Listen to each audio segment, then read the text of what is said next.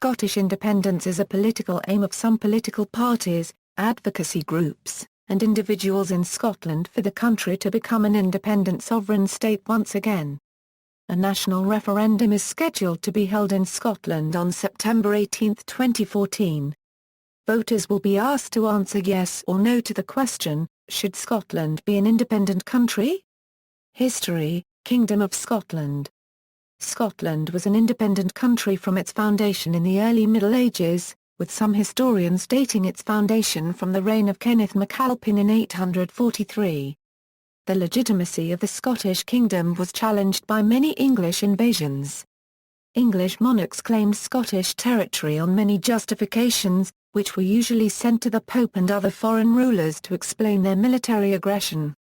A popular myth in English folklore was that Britain had been founded by Brutus of Troy, who had left England to his eldest son, Locrinus, and Scotland to his youngest son, Alba Nactus. Scots disputed this and established their own popular myth, which was that Scotland had been founded earlier, by a Greek prince Goadel Glaz and his wife Scota, daughter of the pharaoh. According to legend, Scota carried the Stone of Destiny from Egypt to Scotland. Union. From 1603, the countries shared the same monarch in a personal union when James VI of Scotland was declared King of England and Ireland in what was known as the Union of the Crowns. The two kingdoms united in 1707, with the Treaty of Union and subsequent Acts of Union, to form the Kingdom of Great Britain. The United Kingdom of Great Britain and Ireland was formed by the Acts of Union 1800, which united the Kingdom of Great Britain and the Kingdom of Ireland. The 26 southern countries of Ireland left the Union in 1922, which became known as the United Kingdom of Great Britain and Northern Ireland. Home Rule Movement. The Home Rule movement for a Scottish Assembly was first taken up in 1853 by the National Association for the Vindication of Scottish Rights, a body close to the Conservative Party. A key element in this movement was the comparison with Ireland. The original movement broadened its political appeal and soon began to receive Liberal Party backing. In 1885, the post of Secretary for Scotland and the Scottish Office were re-established to promote Scotland's interests and express its concerns to the British Parliament. In 1886, however, William Ewart Gladstone introduced the Irish Home Rule Bill. When many Scots compared what they had to the Irish offer of Home Rule, the status quo was considered inadequate. It was not regarded as an immediate constitutional priority however, particularly when the Irish Home Rule Bill was defeated in the House of Commons. Immediately before the First World War, the Liberal government led by Herbert Asquith supported the concept of Home Rule all round, whereby Scottish Home Rule would follow the Irish Home Rule proposed in the Government of Ireland Act 1914. Asquith believed that there was an iniquity in that the component parts of the United Kingdom could come together to act together in common purposes, but those components could not deal with internal matters that did not require consent across the UK. This was not a nationalist philosophy, but instead Asquith was acting in the belief that federalism was the true basis of union, and that centralising power in Westminster was the worst of all political blunders. A Scottish Home Rule Bill was first presented to Parliament in 1913, but its progress was soon ended as Parliament focused on emergency measures necessitated by the First World War. Unlike Ireland, which rebelled in the Easter Rising and fought a war of independence, Scotland did not resist central rule. There was, however, a persistent demand for Scottish Home Rule. The Scottish Office was relocated to St Andrew's House in Edinburgh during the 1930s. The Scottish Covenant was a petition to the UK government asking for Home Rule. It was first proposed in 1930 by John McCormick and formally written in 1949. The petition was eventually signed by 2 million people. The Covenant was ignored by the main political parties. Also in 1950, the Stone of Destiny was removed from Westminster Abbey by nationalists. The question of full independence, or the less controversial Home Rule, did not re-enter the political mainstream until 1960, after the famous Wind of Change speech by UK Prime Minister Harold Macmillan. This speech marked the start of a rapid decolonisation in Africa and the end of the British Empire.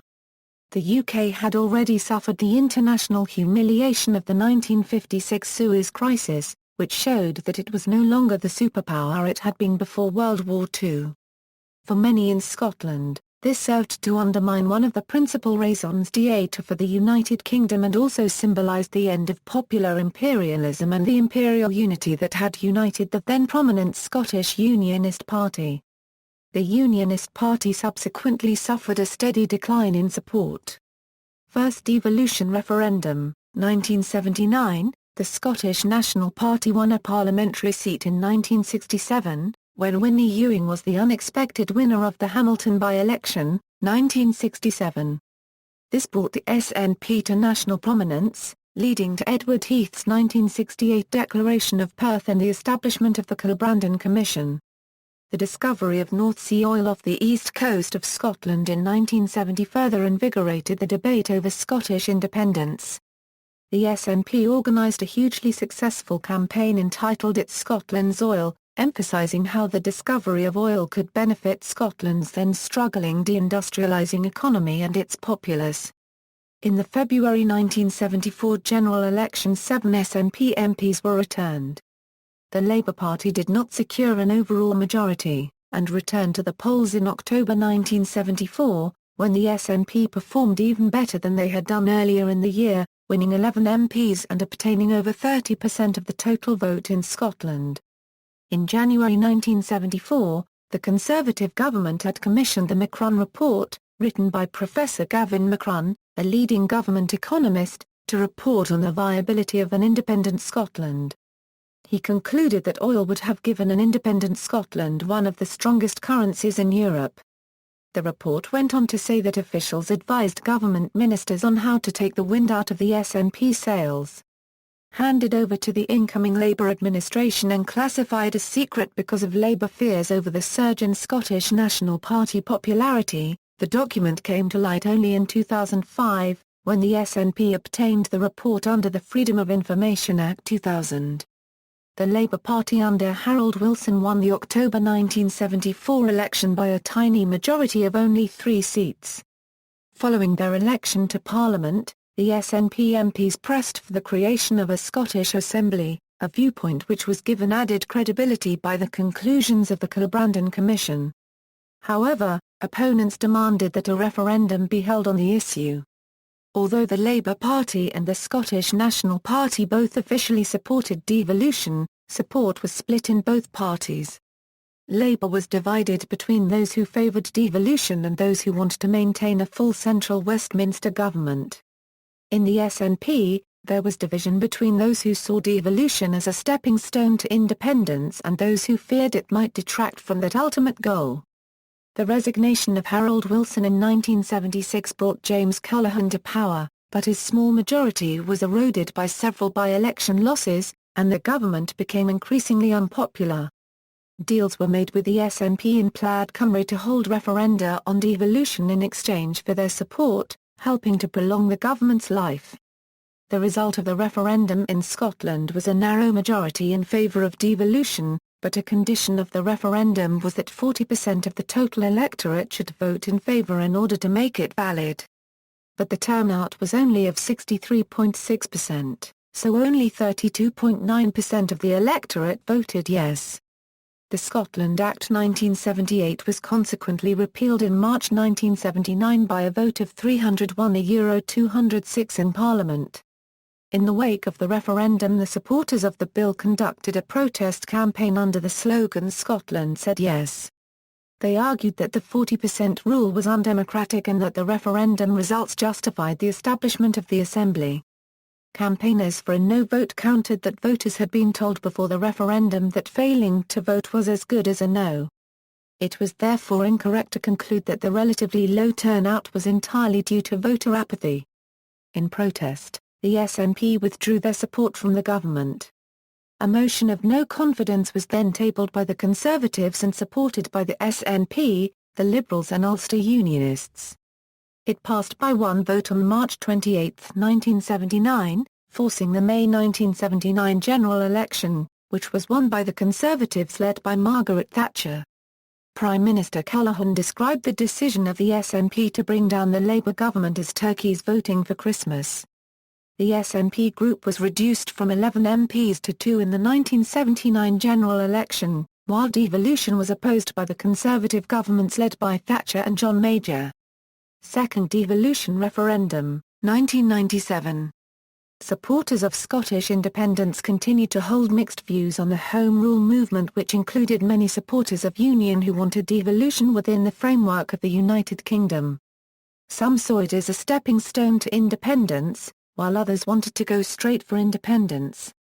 In the years of the Conservative government after 1979, the Campaign for a Scottish Assembly was established, eventually publishing the Claim of Right 1989.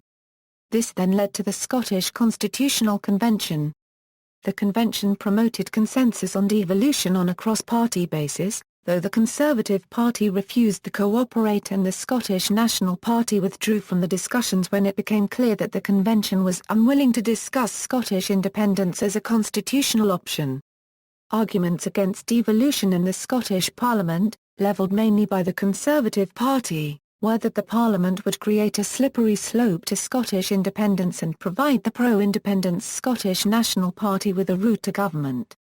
John Major, the Conservative Prime Minister before May 1997, campaigned during the 1997 general election on the slogan 72 hours to save the Union. The Labour Party won the 1997 general election and Donald Dewar as Secretary of State for Scotland agreed to the proposals for a Scottish Parliament. A referendum was held in September and 74.3% of those who voted approved the devolution plan. The Parliament of the United Kingdom subsequently approved the Scotland Act 1998, which created an elected Scottish Parliament with control over most domestic policy. In May 1999, Scotland held its first election for a devolved parliament, and in July the Scottish Parliament held session for the first time since the previous parliament had been adjourned in 1707. The Labour Party's Donald Dewar became the First Minister of Scotland, while the Scottish National Party became the main opposition party. With the approval of all parties, the egalitarian song A Man's a Man for a That, by Robert Burns, was performed at the opening ceremony of the Scottish Parliament. The Scottish Parliament is a unicameral legislature comprising 129 members, 73 of whom represent individual constituencies and are elected on a first-past-the-post system. 56 are elected in 8 different electoral regions by the additional member system, serving for a 4-year period. The Queen appoints one member of the Scottish Parliament, on the nomination of the Parliament, to be First Minister, with the convention being that the leader of the party with the largest number of seats is appointed First Minister, although any member who can command the confidence of the chamber could conceivably be appointed First Minister. All other ministers are appointed and dismissed by the First Minister, and together they make up the Scottish Government, the executive arm of government. The Scottish Parliament has legislative authority for all non-reserved matters relating to Scotland, and has a limited power to vary income tax, nicknamed the tartan tax, a power it has yet to exercise. The Scottish Parliament can refer devolved matters back to Westminster to be considered as part of United Kingdom-wide legislation by passing a legislative consent motion if United Kingdom-wide legislation is considered to be more appropriate for certain issues. The programmes of legislation enacted by the Scottish Parliament since 1999 have seen a divergence in the provision of public services compared to the rest of the United Kingdom. For instance, the costs of a university education and care services for the elderly are free at point of use in Scotland, while fees are paid in the rest of the UK. Scotland was the first country in the UK to ban smoking in enclosed public places. Independence referendum, 2014. In its manifesto for the 2007 Scottish Parliament election, the Scottish National Party pledged to hold an independence referendum by 2010. After winning the election, the SNP-controlled Scottish Government published a white paper entitled Choosing Scotland's Future, which outlined options for the future of Scotland, including independence. Scottish Labour, the Scottish Conservatives and Scottish Liberal Democrats opposed a referendum offering independence as an option. Then Prime Minister Gordon Brown also publicly attacked the independence option. the three main parties opposed to independence instead formed a Commission on Scottish Devolution, chaired by Kenneth Calman. This reviewed devolution and considered all constitutional options apart from independence. In August 2009, the Scottish Government announced that the Referendum Bill, 2010, which would detail the question and conduct of a possible referendum on the issue of independence, would be part of its legislative programme for 2009-10. The bill was not expected to be passed, because of the SNP's status as a minority government and the opposition of all other major parties in Parliament. In September 2010, the Scottish Government announced that no referendum would occur before the 2011 elections. Following the SNP's victory in the 2011 election, which gave the party an overall majority in the Scottish Parliament, First Minister Alex Salmond stated his desire to hold a referendum in the second half of the Parliament, which would place it in 2014 or 2015. In January 2012, the UK government offered to provide the Scottish Parliament with the specific powers to hold a referendum, providing it was fair, legal and decisive. Negotiations continued between the two governments until October 2012, when the Edinburgh Agreement was reached. The Scottish Independence Referendum Act 2013 was passed by the Scottish Parliament on June 27, 2013 and received royal assent on August 7, 2013. On November 15, 2013, the Scottish Government published Scotland's Future, a 670-page white paper laying out the case for independence and the means through which Scotland might become an independent country. After a protracted period of negotiation, a public debate between Salmond and Better Together leader Alistair Darling was arranged. On the morning prior to the televised debate, a joint statement pledging greater devolved powers to Scotland was signed by Prime Minister David Cameron, Labour leader Ed Miliband and Deputy Prime Minister Nick Clegg. Legality: the UK Parliament retains parliamentary sovereignty over the United Kingdom as a whole. This claim was endorsed by Lord Bingham of Cornwall and Jackson v Attorney General, who argued that, in 1911, as now, the Crown in Parliament was unconstrained by any entrenched or codified constitution. It could make or unmake any law it wished, and by the Supreme Court and AXA General Insurance Limited and others v h-M Advocate and others. The Deputy President, Lord Hope of Craighead, stated that the sovereignty of the Crown in Parliament is the bedrock of the British Constitution. Sovereignty remains with the United Kingdom Parliament. However, the application of the principle of parliamentary sovereignty to Scotland has been disputed. In McCormick v the Lord Advocate, the Lord President of the Court of Session, Lord Cooper of Curra, stated obiter dicta that the principle of the unlimited sovereignty of Parliament is a distinctively English principle which has no counterpart in Scottish constitutional law. It has been suggested that the doctrine of popular sovereignty, proclaimed in the 1320 Declaration of Arbroath, articulated by Scottish political thinkers like George Buchanan and reasserted by the Claim of Right 1989, is of greater relevance to Scotland.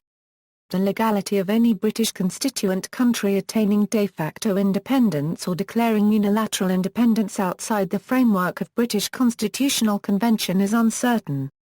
Some legal opinion following the Supreme Court of Canada's decision on what steps Quebec would need to take to secede is that Scotland would be unable to unilaterally declare independence under international law if the British government permitted a referendum on an unambiguous question on secession.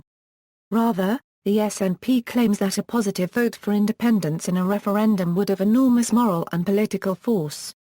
Impossible for a future Westminster government to ignore, and hence would give the Scottish Parliament a mandate to negotiate the passage of an Act of the UK Parliament providing for Scotland's secession, in which Westminster renounces its claims to sovereignty over Scotland. Legitimacy. The United Nations Charter enshrines the right of peoples to self-determination, and the Universal Declaration of Human Rights also guarantees people's right to change nationality. The UK is a signatory to both documents. Politicians in both the Scottish and British parliaments have endorsed the right of the Scottish people to self-determination, including former UK Prime Ministers John Major and Margaret Thatcher. The Claim of Right 1989 was signed by every then-serving Scottish Labour and Scottish Liberal Democrat MP, with the exception of Tam Dalyell. Johann Lamont stated in her December 2011 acceptance speech for the Scottish Labour leadership that sovereignty lies with the people of Scotland.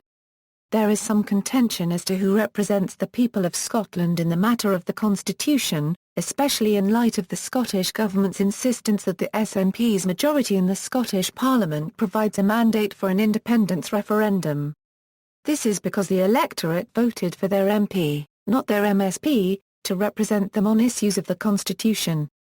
However, the Edinburgh Agreement between the Scottish Government and the UK Government agrees that the British Parliament will pass a Section 30 order to temporarily grant the Scottish Parliament the legal power to hold the referendum. Furthermore, the agreement states that both governments will accept the outcome of the referendum and thereafter will continue to work together constructively in the light of the outcome, whatever it is, in the best interests of the people of Scotland and of the rest of the United Kingdom. Support for independence, political parties. Scottish independence is supported most prominently by the Scottish National Party, but other parties also have pro-independence policies.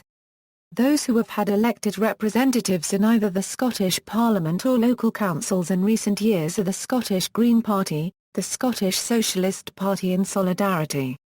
At the 2011 Scottish Parliament election, 72 of the seats were won by pro-independence parties and candidates, over 55% of the total. These consisted of 69 Scottish National Party members, the 2 Green members and Margot MacDonald, an independent MSP. The independence movement consists of many factions with varying political views. There are many Republican groups, who do not agree with the SNP policy of an independent Scotland becoming an independent Commonwealth realm, similar to Canada or Australia. Organisations in favour of Scotland becoming an independent republic, thus abolishing the monarchy altogether in Scotland, include the Scottish Socialist Party and Solidarity. The Scottish Socialist Party has led Republican protests and authored the Declaration of Calton Hill, calling for an independent republic. Other organisations, the Independence Convention seeks firstly, to create a forum for those of all political persuasions and none who support independence. And secondly, to be a national catalyst for Scottish independence. Independence First is a pro-referendum pressure group which has organised public demonstrations. The Scottish Republican Socialist Movement is a pan-socialist independence movement that believes that Scotland should be made an independent republic. This movement has a firebrand socialist ethos, however is not affiliated with the SSP or the Scottish Communist Party. It believes that a failure to become independent should lead to mass emigration elsewhere, or as put as a slogan independence or desertion. Following the launch of Yes Scotland, other campaigns in support of independence were launched, including the National Collective and Radical Independence Campaign.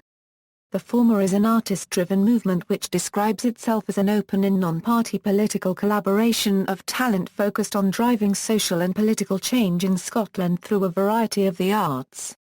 It is responsible for organising the mock referendum at University of Glasgow which was held in February 2013. The latter proclaims itself to be fighting for an independent Scotland that is for the millions not the millionaires, and was formed after the Radical Independence Conference 2012 in Glasgow, which was attended by at least 650 people and has been described as a bringing together of the Scottish Greens, the Scottish Socialists, some of the more militant trade unionists, nuclear disarmament campaigners and anti-monarchist Republicans. Reasons that have been cited in favour of independence are, democracy and national self-determination. Scotland's population will possess full decision-making power in regard to the political affairs of its nation. First Minister Salmond stated in a May 2012 launch that the people who live in Scotland are best placed to make the decisions that affect Scotland.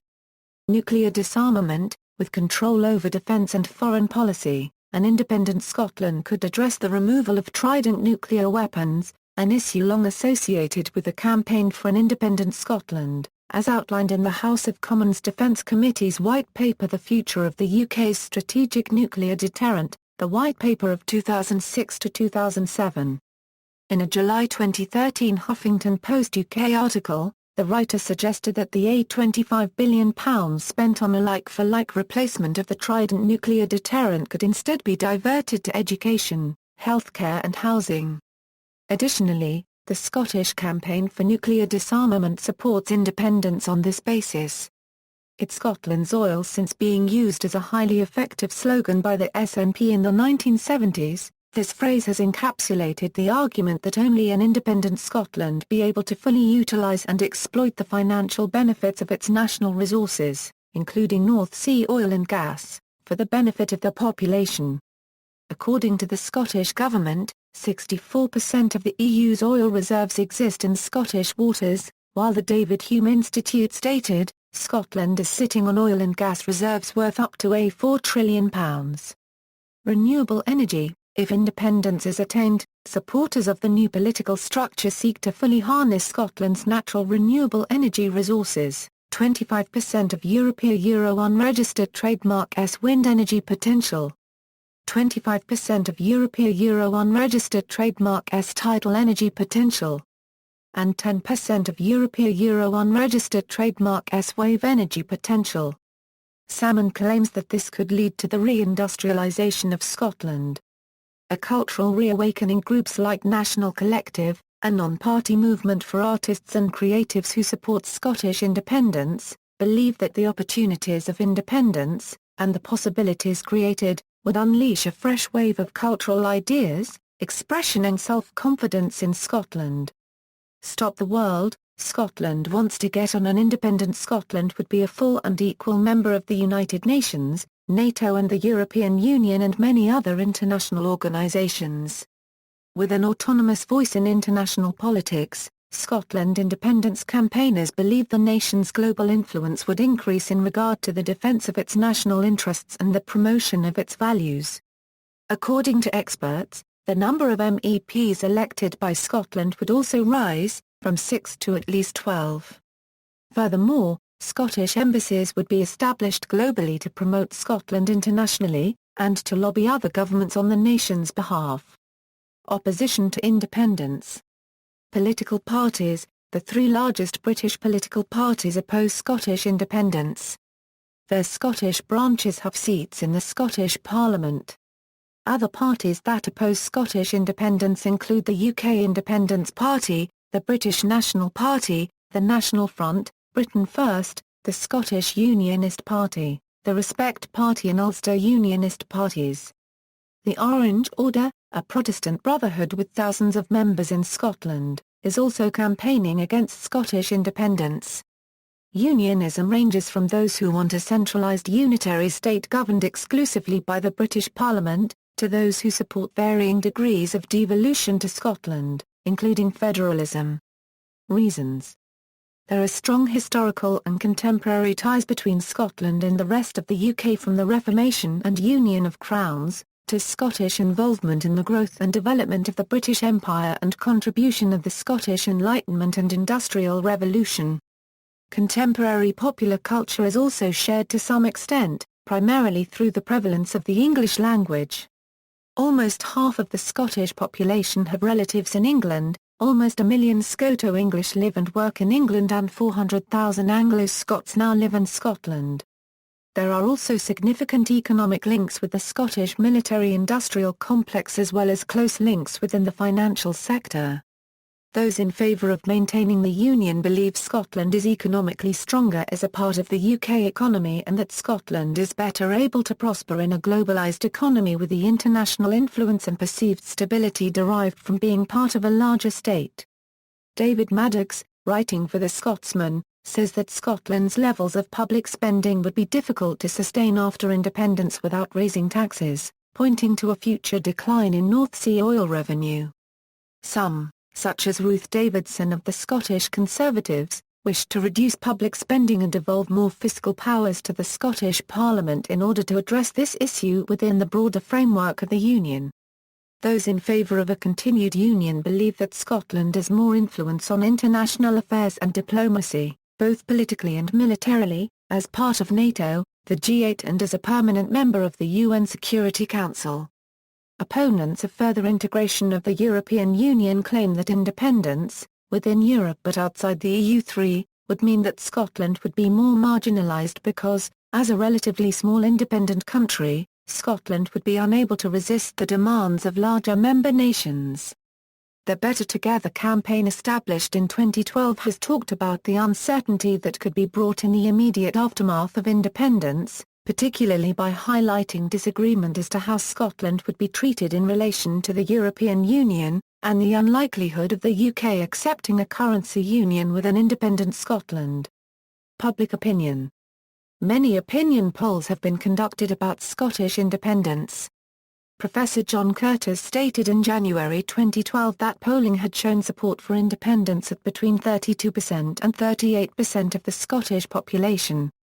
This had fallen somewhat since the SNP were first elected to become the Scottish Government in 2007. The research also showed, however, that the proportion of the population strongly opposed to independence had also declined. Curtis stated in April 2014 that support for independence had increased since December 2013, although there is disagreement between the polling companies as to the true state of public opinion. See also: List of active autonomist and secessionist movements, dissolution of the union between Norway and Sweden in 1905, dissolution of Czechoslovakia, Scots, notes, writing in 1992, Andrew Marr dated the formation of the Kingdom of Scotland at 1034, with the reign of Duncan I references. Sources and further reading: Hussain, Jerry. Radical Scotland, Arguments for Self-Determination. Lewothe Presser, Keating, Michael. The Independence of Scotland, Self-Government and the Shifting Politics of Union. Oxford, Oxford University Press. Keating, Michael. Nationalism, Unionism and Secession in Scotland. Secessionism and Separatism in Europe and Asia, to have a state of ONE Euro unregistered trademark S-own PPA 127 Euro 144, Marr, Andrew. The Battle for Scotland. Penguin Books. ISBN A978-0-241-96793-5. Merkens, Joe Eric. Scottish Independence, A Practical Guide. Edinburgh University Press. ISBN A0-7486-1699-3. Pittock, Murray. The Road to Independence. Scotland since the 60s. Reaktion Books. External links